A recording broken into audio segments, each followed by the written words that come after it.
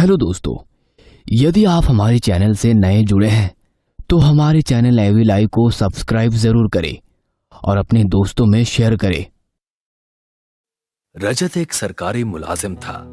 इस कारण आए साल कहीं ना कहीं उसका ट्रांसफर होता रहता था, जिस वजह से उसकी पत्नी राधिका भी बहुत परेशान रहती थी।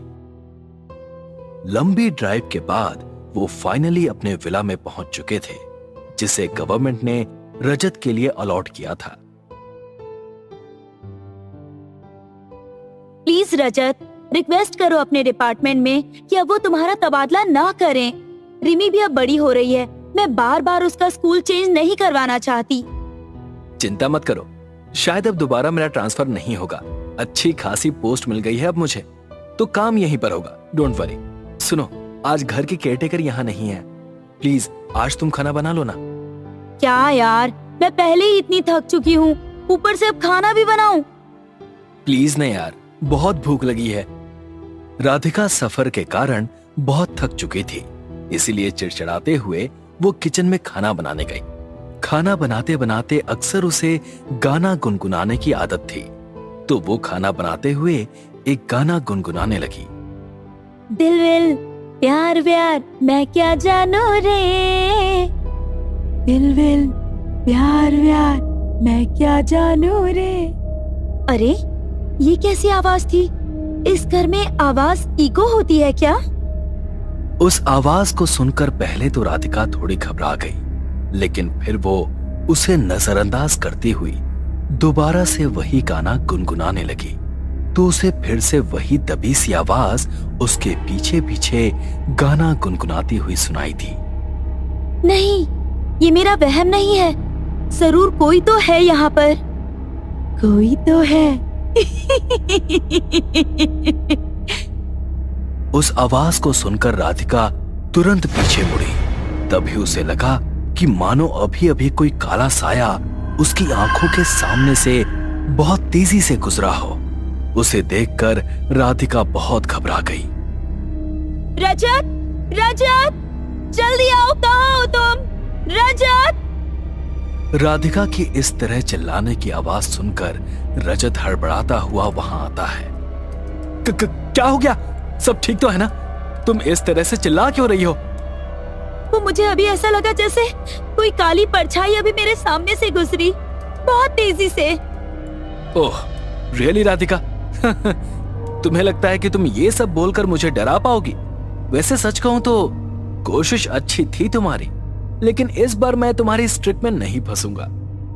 मैं मजाक नहीं कर रही हूँ यार। अच्छा वो सब छोड़ो, खाना बन गया है ना? चलो मैं खाना लेकर जाता हूँ, तुम प्लेट्स लेकर आ जाओ प्लीज।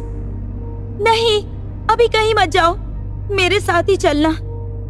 रजत, राधिका और उनकी बेटी रिमी डाइनिंग टेबल पर बैठकर खाना खाते हैं। राधिका रिमी को उसके रूम में ले जाकर सुला देती है।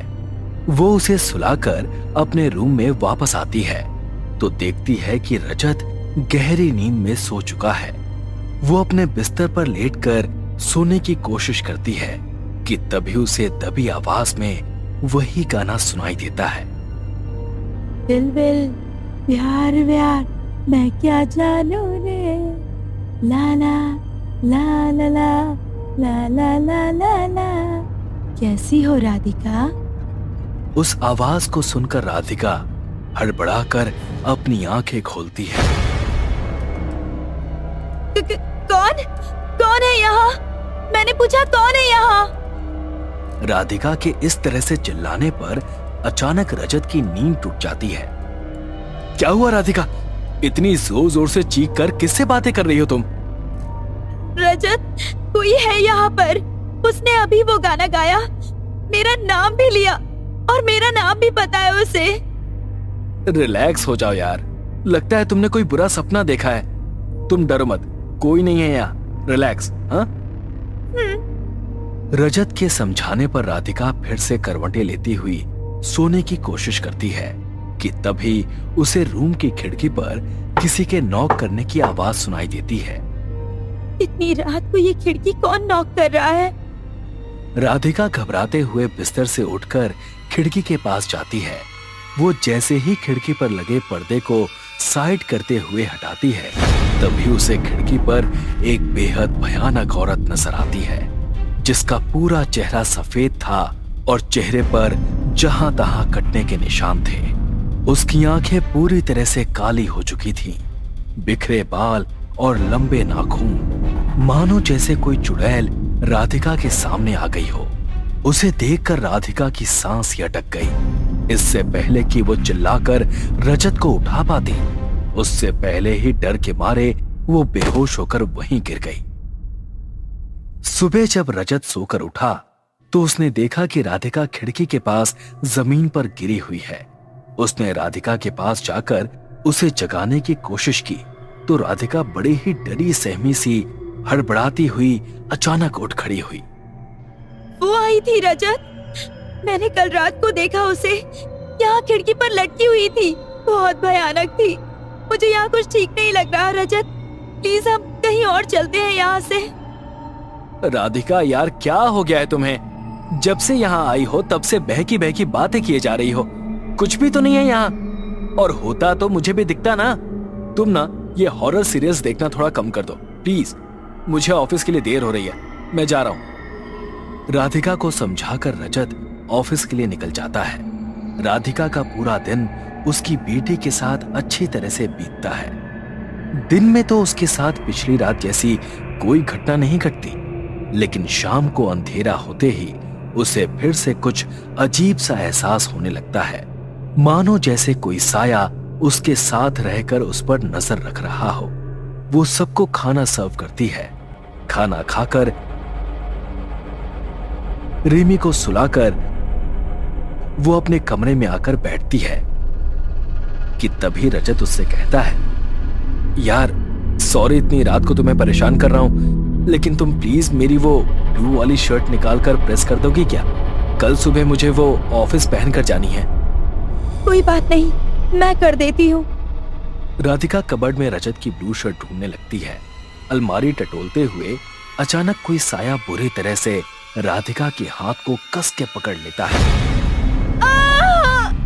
छोड़ो मुझे, छोड़ो मेरा हाथ, रजत बचाओ मुझे। रजत दौड़कर उसके पास आता है। वो राधिका को हल्का सा खींचता है। ये क्या हो गया था अचानक तुम्हें? किसने पकड़ लिया था तुम्हें? रजत, इस अलमारी के अंदर एक हाथ था, उसने बहुत जोर से मेरा हाथ पकड़ लिया था। यार मुझे समझ नहीं आ रहा कि आखिर मैं तुम्हें कहूं तो क्या कहूं। क्या बकवास है ये सब? कभी अलमारी के अंदर किसी का हाथ होता है क्या?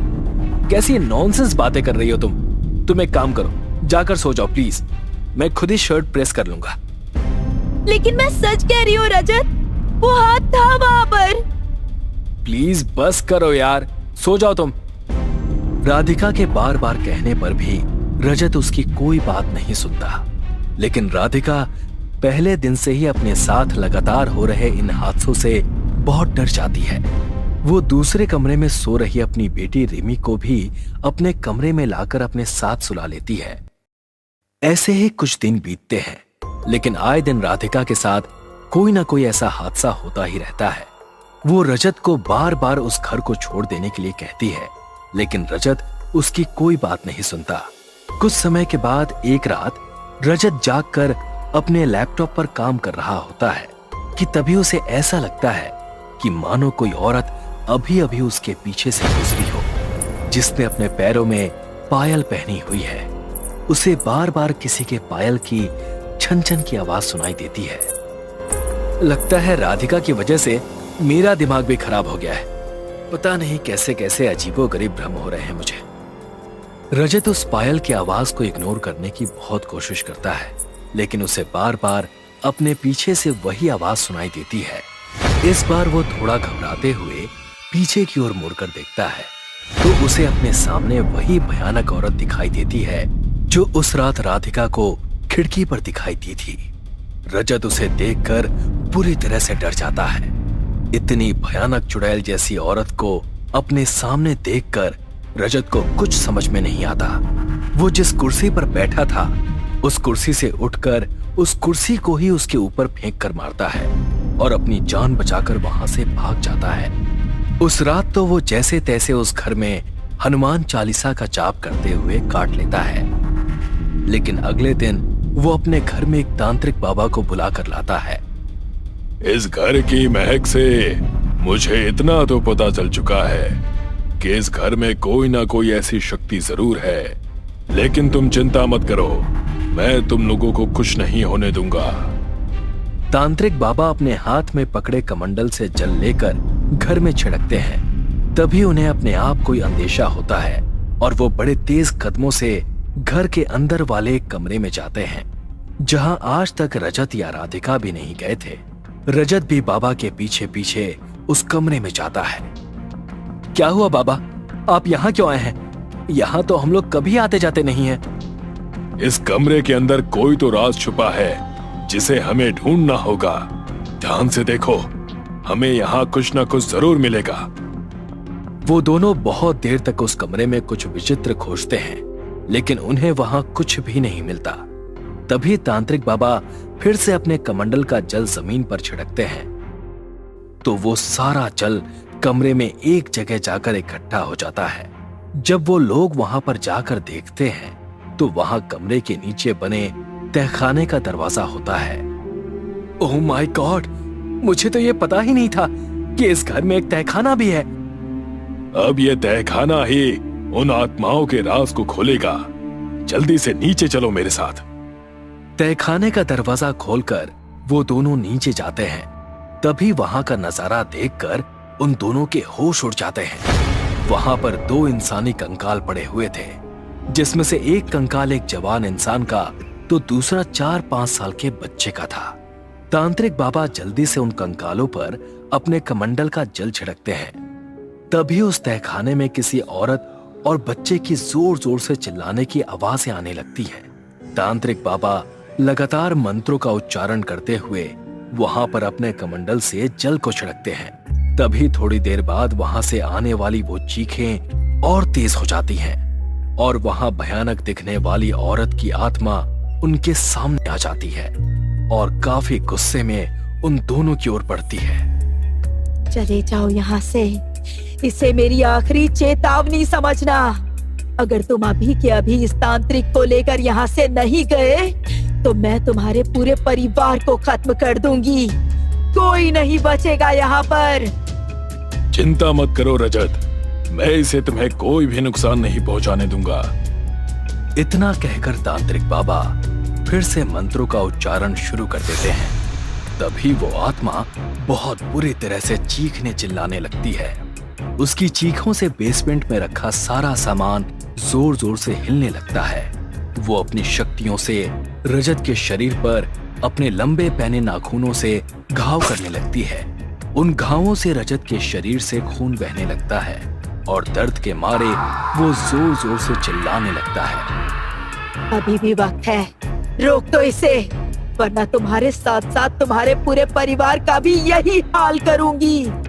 ये मेरा घर है और मैं अपने घर में किसी और को रहने नहीं दूंगी। अपनी सलामती चाहते हो तो चले जाओ यहाँ से। मैं तुम्हें कुछ नहीं करूंगी, लेकिन अगर तुमने मेरी बात नहीं मानी तो कोई नहीं बचेगा।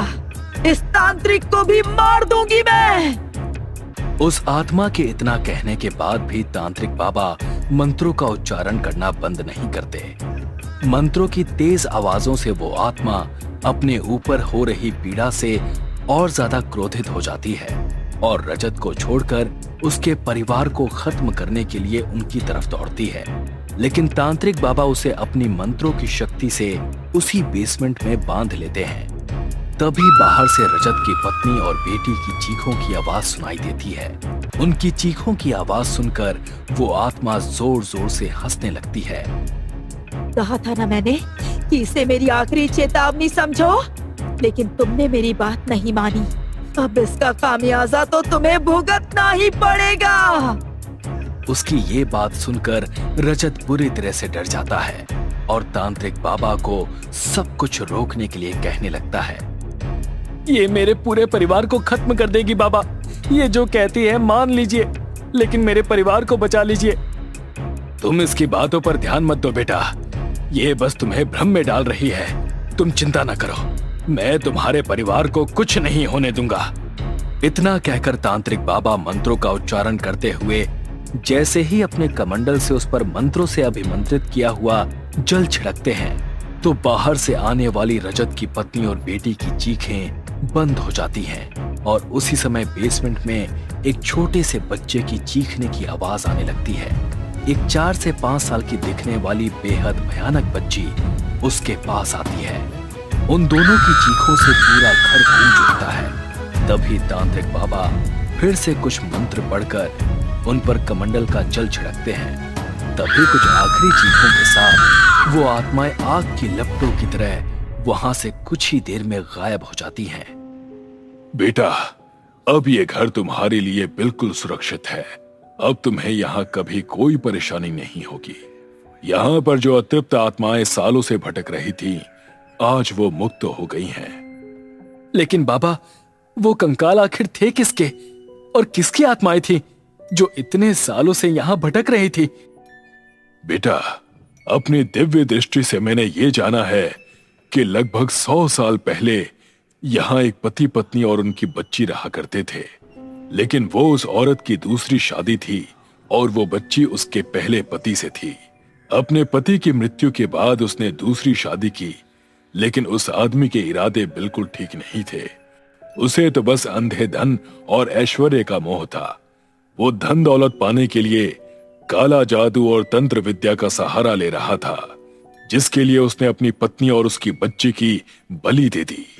तभी से उनकी आत्माएं यहाँ भटक रही हैं।